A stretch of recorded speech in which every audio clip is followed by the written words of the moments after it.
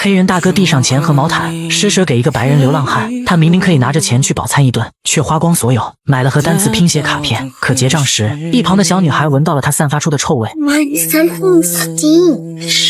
威利非常窘迫，他察觉到自己影响了别人，于是把硬币和卡片放下后，轻声请求女人帮他付钱，自己则到门口等待。Thank you。威利宁愿去垃圾桶里找吃的，也要买下那些卡片，全都是因为他捡到了一本日记，上面没有致富秘籍，只有一个小女孩普通的每一天。可威利却视她为珍宝，因为他太孤独了，没有一个朋友。日记的出现填补了他心灵的空缺，像一个笔友一样，威利有了第一个朋友。而女孩同样也是孤独的人，妈妈去了天堂，只留给她了这个本子，还说相信只要每天记录生活，妈妈也能了解到她的点点滴滴。威利继续向下翻，可后面的内容变成了手写体英文，他皱起眉头，一个单词也看不懂，只能转头向他人求助。 Excuse me. Do you know how to read cursive? You know how to read this? The fuck out of here. Move on. 周围全是流浪汉，根本没人能帮助他。好在第二天街区来了传教士，为流浪汉们传颂圣经，希望他们能一心向善。威利趁机提出了帮他认字的请求。 Can't right now.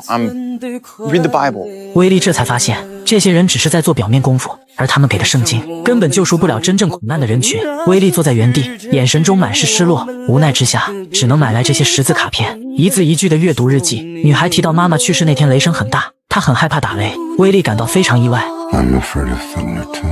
两个孤独的灵魂好像发生共鸣。这时天空也碰巧轰轰作响，不一会儿大雨就倾盆而下。威利只得带着日记躲进了废纸箱里。他晚上不敢睡觉，因为上一次就有人抢走了他的睡袋。威利总是一个人爬到一个天台上，在这里他仿佛能逃避现实，可光是阅读日记已经满足不了他了。威利捡来一根铅笔，用心地将它磨尖，在日记的空白处给小女孩写信，分享着自己的生活。他每天早上都会去翻垃圾桶，那里有不少被人浪费的食物，随后再举着牌子上街乞讨。当然很多时候都会一无所获，不过偶尔还是有幸运降临到头上。餐厅里客人剩下了一大半的汉堡，歪歪扭扭的文字记录了威利的生活。他将那页折成飞机，满怀希望地抛向空中，似乎那纸飞机会载着他的思绪飞向女孩的手里。晚上平静的流浪街区闯入了两个不速之客，小伙子高呼着出价50美元，让人跟眼前的黑哥单挑。威利闻声过来凑热闹。 Hey, buddy. You want to make some money? 还没等威利弄清楚状况，黑哥就向他扑了上来，两人瞬间厮打在一起。威利虽然身材瘦小，但长期在街头的摸爬滚打，让他有了敏捷的身手和坚韧的意志。尽管黑哥看着人高马大，可还是被威利爆发的力量碾压。小伙子兴奋的手舞足蹈，连忙递上50块奖金，高举着威利的右手欢呼，称他是街区最强的废纸板拳击手。可威利脸上却没有一丝喜悦，拼命赚来的50块钱本可以让他至少1周不用担心挨饿，然而他却拿去开了间旅馆。看着那稍显陈旧但却干净的床铺，他的眼神很是复杂。威利已经不记得上次洗澡是什么时候了，浴缸里全是他身上的泥垢，太久没有刷过牙，吐出的水里也掺杂着鲜血。他一边吃零食一边看电视，享受着这久违的惬意。可是他并没有在柔软的床上入睡，长期的流浪让他的身体适应了坚硬和冰冷。早上刚走出旅店，威利偶然瞥见街对面有一个坐轮椅的男人，他们有过一面之缘。那人也曾在流浪街区出现过。看着男人艰难前进的样子，威利想出手帮他，可男人却恶狠狠地臭骂了他一顿。面对这样无理的态度，正常人都不会再同情对方，可威利却并没有放弃，提出能不能帮自己读手写体日记，作为交换，威利可以帮忙推轮椅。就这样，二人达成了交易。男人是个退伍老兵，战友们都叫他的外号小手指，在伊拉克战争中不幸失去了双腿。可是一谈起往事，小手指脸上就洋溢着笑容，因为美国总统曾亲自接待过他，还赠予了一枚紫心勋章。曾经的他是那么荣耀，可现在却沦为一个谁也看不起的流浪汉。他实在没有办法了，不得不当掉紫心勋章。可是店长却只出价15美元。15. But if you want to buy this, it's worthless. Very. Fucking not worthless, man. It's my legs right there. 自己引以为傲的荣誉，在别人眼里还不如一块废铁，这简直就是侮辱。小手指心里气不过，冲着店长大骂一通后，威利带着他转身离开。他们在垃圾桶里翻到2块爬有蚂蚁的鸡腿，威利分享着这来之不易的食物。从那以后，他们成为了朋友。在小手指的影响下，威利也有了更多交流的对象。 You could have anything in the world that you want. What would you want? I don't want to be alone when I die. 威利唯一的愿望就是摆脱孤独。没想到第二天一早，他就遇见了一只流浪狗，眼神中满是无助。威利心生怜悯，抱着狗狗一起乞讨。路人似乎被这一幕触动，施舍的钱都要比平时多些。威利第一时间没有想到自己，而是给狗狗买了一盒罐头。他则在一旁翻阅起日记，看到句很有哲理的话：有些人在你的人生中只是过客，当他们离开时，你们就再也见不到了。狗狗短暂的陪伴了威利，像从未出现过一样。威利又重新变成孤零零的一人。当他感觉到孤独的时候，总是希望有人能向他投来目光，只是简单的眼神交流，威利的内心就会无比的满足。离新年越近，这种感觉就会愈发强烈。不过这一年不同的是，威利有了朋友，小手指和日记中的女孩。他又买了一本卖火柴的小女孩，小心翼翼地撕下封面，把它贴在了日记本上。女孩的形象仿佛更加具体了些。他们看着天边灿烂的烟花，期盼着新的一年能够过得更好。可小手指的想法却很消极，他很后悔以前没多抽烟，与其这样活到老，倒不如得肺癌离世舒服些。威利劝他乐观些，作为战争英雄，怎么能有这种态度？说到这里，威利灵机一动 Used to say war hero. 果然效果不错，路人看到牌子都表现出敬意，纷纷伸出了援手。这晚他们收获颇多，两人准备去开间房好好休息一番，可老板却临时涨价，要按人头收费。二人没有办法，威利只能被迫与小手指分别，独自回到街区。没想到那两个小伙子又在搞拳击比赛，威利通过自己的实力，一连干趴了好几个人。观众们纷纷被他的狠劲吓到，小伙毫不犹豫地结清了奖金，嘴里还不停地夸赞威利。 I'm spending big money, but it feels good. I think it's because I like you.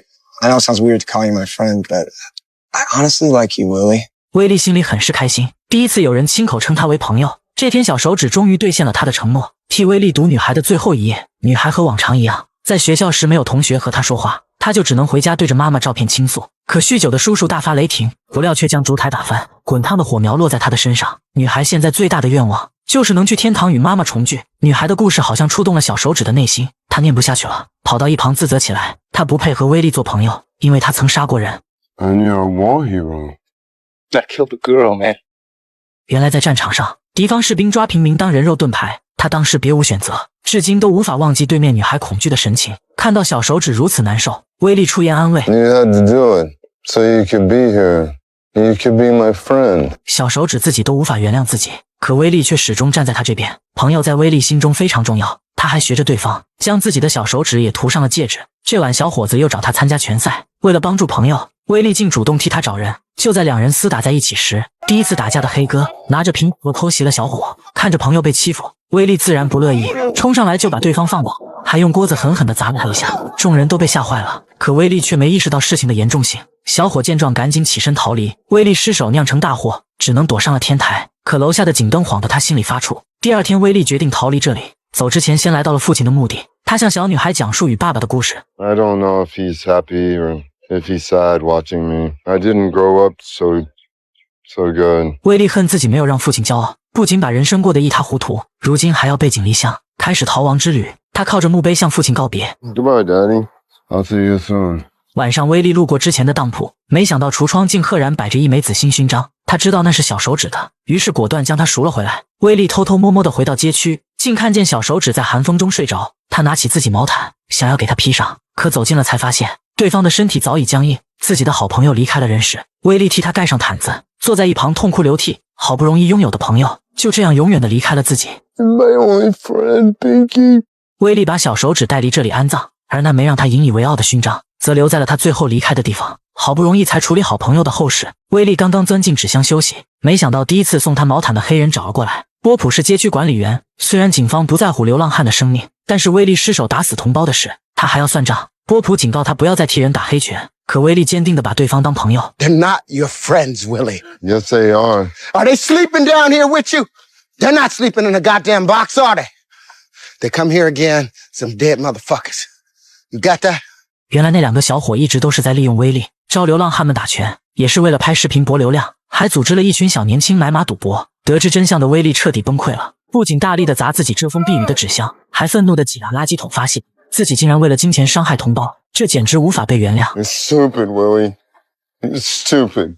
第二天，威利发现了后街草丛里全是以前扔出的纸飞机，自认为女孩也不愿意原谅他，不想与自己做朋友了。为了赎罪，他来到了征兵现场，可是长官却以他年龄超标，将申请回绝了。 If you need any help, I can contact homeless shelters in the area. I'll be a human shield. 威利的话把长官都惊呆了，可还是没能得到同意。晚上，小伙子带了更多的人来下注，即使已经把价格提到了100美金，也没有一个流浪汉愿意。他独自吆喝了半天，总算有一个老人举起了手。没办法，他实在是太需要这笔钱了，可光有1人还是不够。于是小伙找到威利，威利想都没想就拒绝了。然而对方却威胁起他：难道你忍心让别人跟那老头打吗？威利沉思片刻，还是向前迈出了一步。见状，小伙子瞬间兴奋起来，招呼着观众们下注。可当比赛开始时，威利就只是静静地站着，任凭老人向自己挥拳，甚至为了对方打得方便，直接跪在了他的跟前。What the fuck is this? Yes, Willie, get the fuck up now! 观众们认为自己上当了，纷纷大喊退钱。于是小伙拿起日记，威胁威利必须动真格的，否则就当场把他烧掉。可看着老人可怜的样子，威利怎么可能动手？ I'm not gonna hit him. Fine. No! 威利推翻了火炉，想要徒手把朋友救出来，可是最后日记烧了个精光，他的手也严重烧伤。威利被送到了医院，内心非常的自责，后悔自己做的一切，后悔自己没有保护好朋友。虽然日记已经没了，可里面的内容却深深的刻在了心里。他自顾自地背诵着女孩写下的文字，通过呼叫仪传遍了整个医院，直到他背完了整本日记，也没有注意到门口站着一个裹着纱布的孩子。与此同时，波普将小伙子的车截停，带着兄弟们包围了他们。看着他从车里掏出了真理，二人只能听话下车。小伙以为是抢劫，想要花钱消灾，可波普却并不要他的钱。 I want you two boys to fight each other. The winner gets to drive home, but the loser, they stay with me.